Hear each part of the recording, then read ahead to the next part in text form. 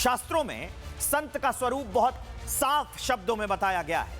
श्रीमद् भगवत गीता में कहा गया है, तितिक्षवः करुणिकाः सहृदय सर्वदेहिनाम अजात शत्रवः शांतः साधवः साधुभूषणा। इसका हिंदी में मतलब होता है, सच्चे साधु वो हैं जो सहनशील हैं, दयालु हैं, सबके हितैषी हैं, जिनका कोई शत्रु ना हो और जिनका स्वभाव शांत हो। यह परिभाषा केवल विवाद में फंसे या फिर किसी दूसरे संत के लिए नहीं है, यह विश्व के हर संत पर लागू होती है। लेकिन अब ऐसा नहीं, हालात बदले। खबरें और हालात जो बताते हैं कि कुछ संत द्वेष, ईर्ष्या और अवगुणों से भरे हुए।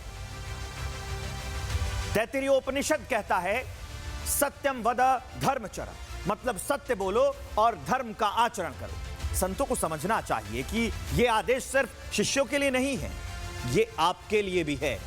या फिर हम ये कहें कि यह मर्यादा केवल प्रवचनों तक सीमित नहीं है। हमें यह सवाल पूछना होगा कि क्या आज समाज जिन चेहरों को श्रेष्ठ मान रहा है, वो उस कसौटी पर खड़े उतर भी रहे हैं, या अब धर्म को, संतों को, बटुकों को राजनीति से घेर लिया गया है। याद रखिए, धर्म वही है जो निर्भय होकर सत्य का साथ देता है, और अधर्म वही है जो सुविधा के अनुसार मौन साध लेता है। आज प्रश्न किसी व्यक्ति विशेष से नहीं, किसी साधु संत का नहीं, किसी राजनीतिज्ञ से नहीं, इनसे कहीं ज्यादा बड़ा है। यह प्रश्न है संत परंपरा की मर्यादा का, यह प्रश्न है राजनीति और धर्म के रिश्ते का, और यह प्रश्न है समाज की उस चुप्पी का जो कभी कभी सबसे बड़ा बयान बन जाती है। प्रयागराज से खबर आई, अदालत के आदेश पर अविमुक्तेश्वरानंद सरस्वती के खिलाफ गंभीर धाराओं में एफआईआर दर्ज कर ली गई है। आरोप बेहद संवेदनशील है। जांच अब कानून के दायरे में आगे बढ़ेगी, जांच होगी, अदालत तय करेगी, लेकिन तब तक हमें आपको तय करना है कि क्या हम शास्त्रों में वर्णित संत की छवि और आज के विवादों के बीच अंतर देखने को तैयार हैं। याद रखिए, जब शीर्ष पर धुंध छा जाती है तो नीचे खड़े लोगों की दिशा खराब हो जाती है, नीचे खड़े लोग दिशा खो देते हैं।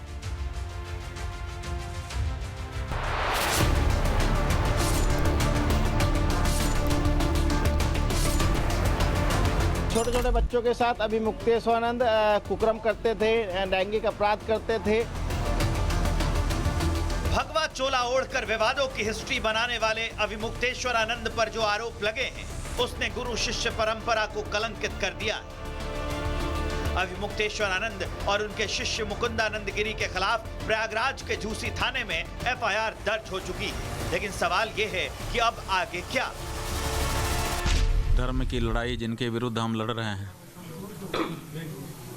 उनके पास हमारे प्रश्नों का उत्तर नहीं है, इसीलिए वो ये दूसरे रास्ते अपना रहे हैं और प्रयास कर रहे हैं कि डरा करके, धमका करके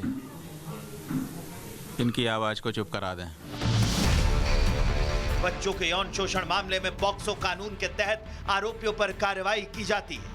अविमुक्तेश्वरानंद और मुकुंदानंद गिरी पर नाबालिगों के शोषण से संबंधित धाराओं में ही एफआईआर दर्ज की गई है। पॉक्सो एक्ट के तहत दर्ज होने वाले मामले बेहद गंभीर और गैर जमानती होते हैं। एफआईआर दर्ज होने के बाद पुलिस को जांच के दौरान आरोपी को गिरफ्तार करने का अधिकार है। पुलिस मामले की जांच करेगी, लेकिन अगर ये लगा कि आरोपी सबूतों और गवाहों के साथ छेड़छाड़ कर सकता है तो उसे तुरंत गिरफ्तार भी किया जा सकता है।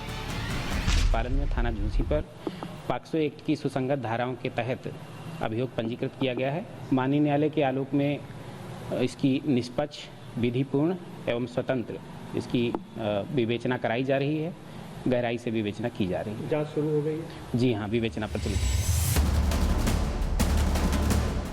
अविमुक्तेश्वरानंद का क्या होगा, ये तो राष्ट्र का कानून ही तय करेगा, लेकिन मामले में फिलहाल सियासत जबरदस्त हो रही है।